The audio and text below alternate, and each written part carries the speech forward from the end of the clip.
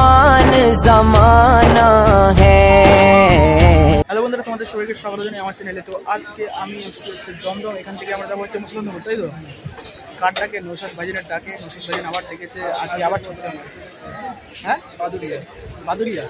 তো আজকে বাদুরিয়ার প্রোগ্রাম। এই মুখ দেখাচ্ছে না, কারণ কি এর মুখটা একটু ছালা পড়ে গেছে, ওই জন্য মুখটা দেখাচ্ছে না। যাই হোক, চলো যাওয়া যাক নৌসাদ ভাইজানের ডাকে। আজকের হ্যাঁ, আজকে একটু অন্যরকম হবে, কারণ কি এর মুখে ছালা পড়ে গেছে, ওই জন্য দেখাচ্ছে না, ওই জন্য আজকে একটু অন্যরকম হবে। তো ফাইনালি বন্ধুরা বাসে নেবে। এবার আমরা যাচ্ছি হচ্ছে বাদুরিয়া করার ফলে, যেখানে হচ্ছে প্রোগ্রামটা হচ্ছে। কাজ তো মরবেই, যা অবস্থা গরমে কাজ পুরো সেটলে যাচ্ছে। শুধু তোমার সাথে ভিডিও করতে এসেছি গরমে। হ্যাঁ, বহুত গরম, কিন্তু অনেক গরম।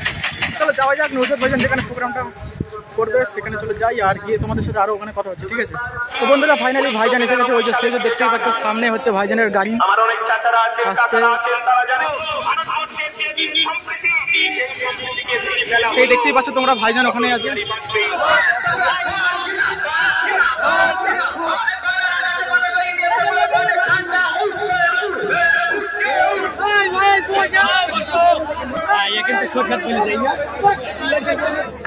Indian Secular Pawn Jilabad, Indian Secular Pawn Jilabad, hey Nowsad Siddiqui Saheb Jilabad, hey Baduria basi apnake janai স্বাগতম। এবার ফুলের স্তাবক দিয়ে বরণ করে নেবেন মিয়ারাজ মিস্ত্রি। মিয়ারাজ মিস্ত্রিকে অনুরোধ করব ভাইজানকে ফুলের স্তাবক দিয়ে বরণ করে নেওয়ার জন্য।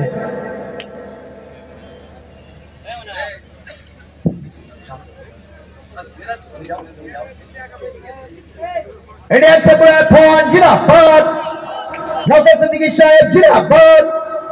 আমি একজন ধর্মনিরপেক্ষ মানুষ স্টেজে দাঁড়িয়ে এর বিরোধিতা করছি, এটা বিশ্বাস নয়। এরা কি বলছে? সব গরিব মানুষ পুরীর ধামে যেতে পারে না, ওই জন্য ধাম করে দিয়েছে। কালকে তো আপনার এখানে কি বলে বাদুরিয়াতে আর একটা করে দেবে জগন্নাথ ধাম। ওই ধামের গুরুত্ব, ইতিহাস, তার যে সমস্ত ঐতিহ্য বিলীন হচ্ছে কি হচ্ছে না ভাই বলুন? হচ্ছে না? আমি আর উদাহরণের জন্য বলছি, এখানে মুসলিম সম্প্রদায়ের মানুষ বেশি আছে, সহজে বুঝবেন। আচ্ছা, কালকে যদি মমতা বলে, মোদি বলে মুসলমানদের জন্য ভালো চাইছে, এরকম ভালো যে তোরা মক্কা শরীফে যেতে গেলে 3.5-4 লাখ টাকা হজে লাগে, আমরা এখানে একটা কাবা শরীফ বানিয়ে দেবো, কেমন লাগবে? খারাপ লাগবে না? হবে কি হবে? তাহলে হিন্দু ভাইদের কাছে ওই ভাবটা কি এরকম হচ্ছে না? চোখ কান খুলে রাখতে হবে, ওটা হিন্দুদের বিষয়, চুপ করে যাবো এরকম নয়। হিন্দু মুসলমানের নয়, অন্যায় হলে অন্যায় বল প্রতিবাদ করতে হবে। আপনি মন্দির করবেন, আপনার কাঠের টাকা দিয়ে করুন, ওর আদলে করছেন, কিন্তু আরো তো মন্দির আছে। কিন্তু মাথায় রাখতে হবে এদের কোন জায়গায় এরা কি করতে চাইছে। প্রত্যেকে মানুষের গুরুত্ব ঐতিহ্যকে ধ্বংস করছে। এখন না প্রতিবাদ করলে কালকে দেখবেন এরা আমার একটা কাবা শরীফ বানিয়ে দেবে। এরা বলে তোদের আর যেতে লাগবে না, 4 লাখ টাকা সবাই দিতে পারবি না। এই ধরনের এরা করছে। যাক, আমি ফিরে আসি। ওই যে পুরীর জগন্নাথ মন্দির যেটা আছে, সেখানে দেখবেন কি লেখা আছে? মন্দিরে একটা জায়গায় লেখা আছে অহিন্দু প্রবেশ নিষেধ। কেন যদি প্রশ্ন করি? কিন্তু এটা কি ভুল লিখেছেন? আমি স্টেজ থেকে বলছি কিছু ভুল লিখেনি, আইনের মধ্যে আছে ওরা। রিলিজিয়াস এন্ডোমেন্ট অ্যাক্ট 1863 যদি আপনি দেখেন, গাইডলাইন অনুযায়ী লেখা আছে। সংবিধানের বাইরে কিছুই তিনি করেননি। আর্টিকেল 26 নম্বর খুলুন, সেখানে বলা আছে তাদের সম্পত্তি রক্ষণাবেক্ষণ থেকে শুরু করে সব তার অনুযায়ী করেছে। আমি ওইদিকে এখন যাচ্ছি না। তাহলে মুসলিমদের ধর্মীয় সম্পত্তি রক্ষণাবেক্ষণের জন্য যেমন আইন আছে, হিন্দু ভাইদের ধর্মীয় সম্পত্তি রক্ষণাবেক্ষণের জন্য আইন আছে। তো নাকি ভাই? হ্যাঁ, কি শুনলেন এখন? তাহলে আজকের পর থেকে যে হিন্দু মুসলমানের মধ্যে বিজেপি বিভেদ লাগানোর চেষ্টা করছে, তার জবাব দেবেন তো ভাই? শুধু তাই নয়, হিন্দু মুসলমান বলে নয়, পার্সি ভাইদের সম্পত্তি রক্ষণাবেক্ষণের জন্য তাদের নিজস্ব আইন আছে। The Parsi public trust registration act 1963। 1936 সালে পার্সি ভাইদের ধর্মীয় সম্পত্তি রক্ষণাবেক্ষণের জন্য আইন এখনো চলে আসছে। শুধু তাই নয়, আমাদের মধ্যে যে শিখ ভাইরা আছে, গুরুদুয়ারা আমরা জানি তাদের পবিত্র ধর্মস্থান, সেই ধর্মস্থানের রক্ষণাবেক্ষণের জন্য, তার সম্পত্তি রক্ষণাবেক্ষণের জন্য আমার দেশে আইন আছে। খ্রিস্টান ভাইদের গির্জা থেকে শুরু করে তাদের গির্জার ধর্মীয় সম্পত্তি রক্ষণাবেক্ষণের জন্য আলাদা আইন আছে। সে আইনটা কি? the Sikh Endowments or the Sikh Gurudwaras and Religious Endowment Act 1973 যে আইনটা এখন চলছে 1973 সালের, সেই আইনটাকে তারা সামনে রেখে তাদের গুরুদুয়ারা যে সম্পত্তি আছে বা ধর্মীয় আচরণ যা হবে ওখানে রক্ষণাবেক্ষণের জন্য আইন আছে। তাহলে প্রত্যেকটা জাতির মানুষের জন্য তাদের ধর্মীয় সম্পত্তি রক্ষণাবেক্ষণ, পরিচালনা, প্রোটেক্ট করার আইন আলাদা আলাদা আছে কিনা নাই ভাই? এটা দ্বারা তো প্রমাণ হলো। भैया स्पीड चालू मार चलो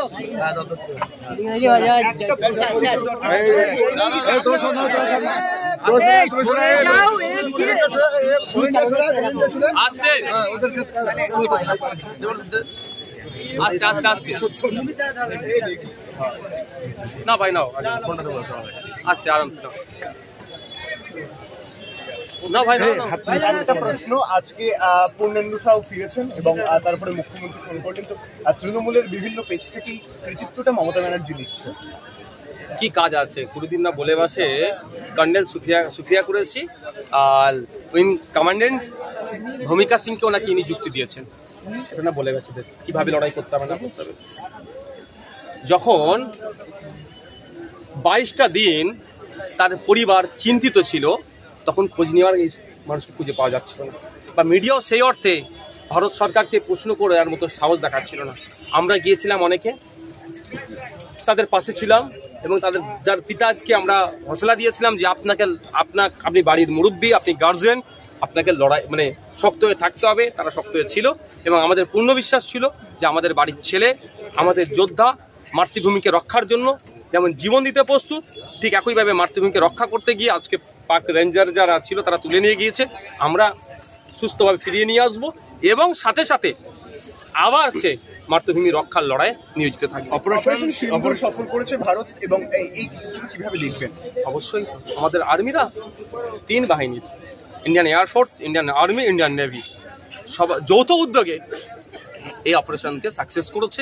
এটা আমাদের ভারতবর্ষের জন্য নয়, সারা পৃথিবীকে একটা দৃষ্টান্ত স্থাপন করেছে আমাদের আর্মিরা। চাকরিহারাদের জন্য 25,000 টাকা গ্রুপ ডি কর্মীদের মমতা বন্দ্যোপাধ্যায় ভাতা ঘোষণা করেছে, কি বলবো? এর তো আমরা চরম বিরোধিতা করছি। যারা বৈধ পন্থা অবলম্বন করে চাকরি পেয়েছে তারা কেন মাত্র 25,000 টাকা মাইনে পাবে? তাদের ন্যায্য পাওনা কেন দেওয়া হচ্ছে না? আর যারা অবৈধ পন্থা অবলম্বন করে চাকরি করছে তাদের কেন আমরা ট্যাক্সের 25,000 টাকা তাদেরকে দেবো? এর আমরা বিরোধিতা করছি। এটা নিয়ে সম্ভবত মামলাও হতে চলেছে।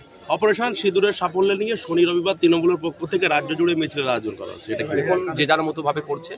আমি অনুরোধ এটাই যে আমাদের সেনাদেরকে নিয়ে মোটেও রাজনীতি করবেন না, অনুরোধ করছি।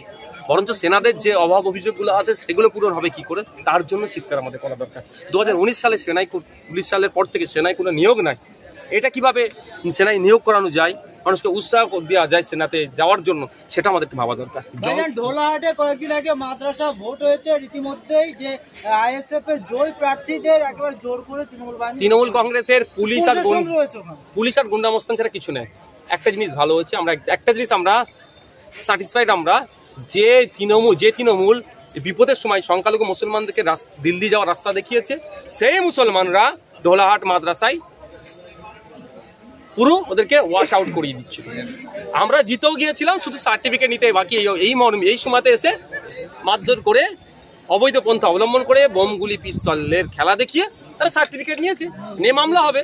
কিন্তু একটা জায়গায় আমরা পুরো একদম মানসিকভাবে আমরা শান্তিতে আছি যে তৃণমূল কংগ্রেসের দ্বিচারিতা সংখ্যালঘু সমাজ বুঝতে পারছে। ভাইজান একটা প্রশ্ন, আপনি রাজনৈতিক সভা থেকে বলেন যে তৃণমূল কংগ্রেসের নেতারা পুলিশ প্রশাসন ছাড়া চলতে পারবে না। ইতিমধ্যেই ভাঙড়ের একজন তৃণমূলের নেত্রী যিনি বর্তমানে আয়োজনে ছিলেন, তিনি বলছেন আপনি সেন্ট্রাল ফোর্স নিয়ে করছেন। আমি সেন্ট্রাল ফোর্স কবে নিয়েছি?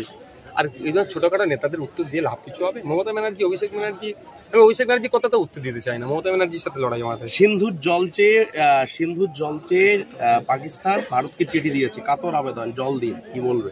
চিঠির কপি আমার কাছে এসে পৌঁছায়নি। কেমন ভাবে চিঠি লিখেছে সেটাও জানি না। 2019 সালে পুলওয়ামাতে অ্যাটাকের পরও আমরা পানি বন্ধ করে দিয়েছিলাম, কিন্তু হঠাৎ কে খুলে দিয়েছিল সেই তথ্য আমাদের কাছে নেই।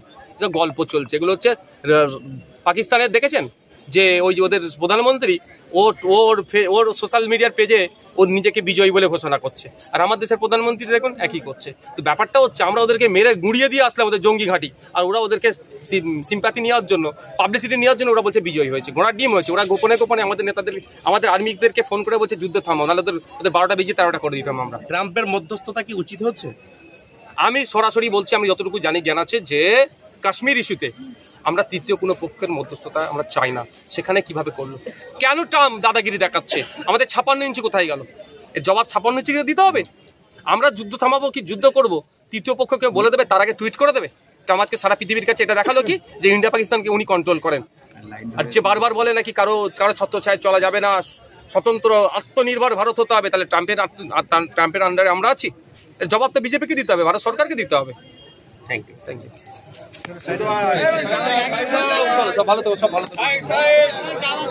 বন্ধুরা, কেমন লাগলো আজকের এই ভিডিওটা কমেন্টে অবশ্যই জানিও। তো লাইক করো, ভিডিওটা শেয়ার করো, আর যদি চ্যানেলটা নতুন হতে থাকে চ্যানেলটা সাবস্ক্রাইব করবে, অবশ্যই সাবস্ক্রাইব করতে কেউ ভুলবে না, তাহলে এরকম আরও মজার ভিডিও দেখতে পাবে। সাবস্ক্রাইব অবশ্যই করো। আর এই ভিডিওটায় কমসে কম 10 থেকে 20,000 আমি 20,000 টার্গেট দিলাম, 20,000 ভিডিওর টার্গেট। তো অবশ্যই তোমরা 20,000 টার্গেট করে দিও। তো নেক্সট ভিডিওতে দেখা হচ্ছে, ততক্ষণ তোমরা আমার পুরোনো ভিডিওগুলোর মজা নাও, ঠিক আছে? Let's go.